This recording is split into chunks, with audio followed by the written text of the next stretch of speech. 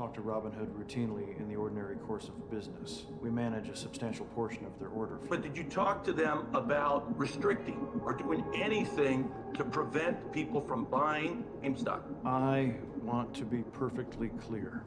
We had no role in Robinhood's decision to limit trading in GameStop. Fuck you, Ken Griffin. So if we depose everyone in your organization, we will find that. That is correct. It's like a Disney Channel villain. Mr. Plunkett, do you believe that there is manipulation, distrust, and overall inequality with American finance? My focus is on my company, Melvin. Hello? You're on mute, Dick. I'm sorry, you're on mute.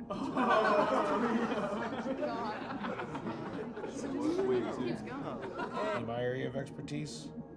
You're still on mute. I haven't been able to hear a word you said, unfortunately. Mr. Tenev, would you be willing to commit today to voluntarily pass on the proceeds of the payment for order flow to Robinhood customers? Congresswoman, I appreciate that question.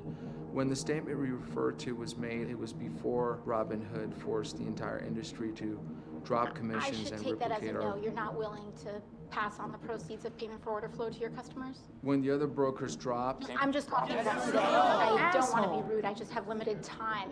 But if removing the revenues that you make from a payment for order flow would cause the removal of free commissions, doesn't that mean that trading on Robinhood isn't actually free to begin with?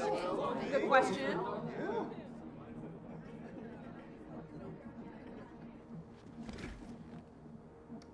Thank you very much, Mr. Gill. You are now recognized for 5 minutes to present your oral testimony.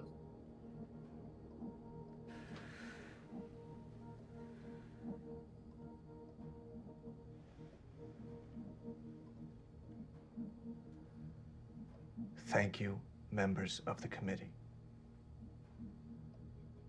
I am happy to discuss my purchase of GameStop shares and my discussions of their fair value on social media. But before I do that, a few things I am not. I am not a cat. I am not an institutional investor. It's like a kitty am I thing. a hedge fund.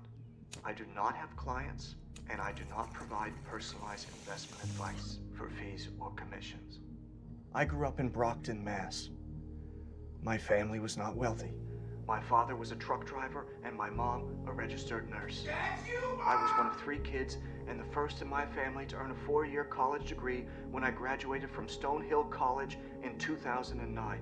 That was not a good time to be looking for a job. From 2010 to 2017, there were significant periods when I was unemployed. I took an interest in the stock market. And even though I had very little money, I used those times to educate myself and learn more about investing. Mr. Gill, I find it hard to believe that you predicted everything that happened to GameStop with no inside information. I didn't predict it. I honestly couldn't explain everything that happened in January. I've seen your videos. You honestly couldn't recount to the committee what caused every single up and down of the stock in January?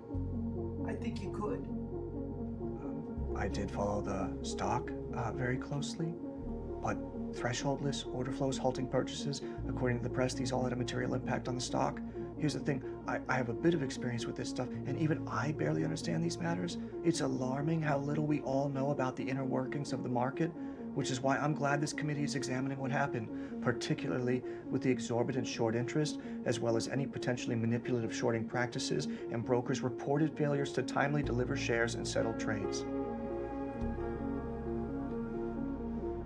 A lot of people feel the system is broken. The whole idea of the stock market is to be like kind of a fair playing field where if you're smart and maybe with a little luck you can make your fortune. But if it ever was that, it is certainly not anymore. The big firms have such a big advantage in terms of technology and information and just sheer wealth. There's no hope for the little guy anymore. Or there was no hope. Maybe now there is. And as for me, I like the stock. Gangsta for that. And I don't plan on selling anytime soon. Hold it. Hold it. Diamond fucking hands. Diamond hands, baby.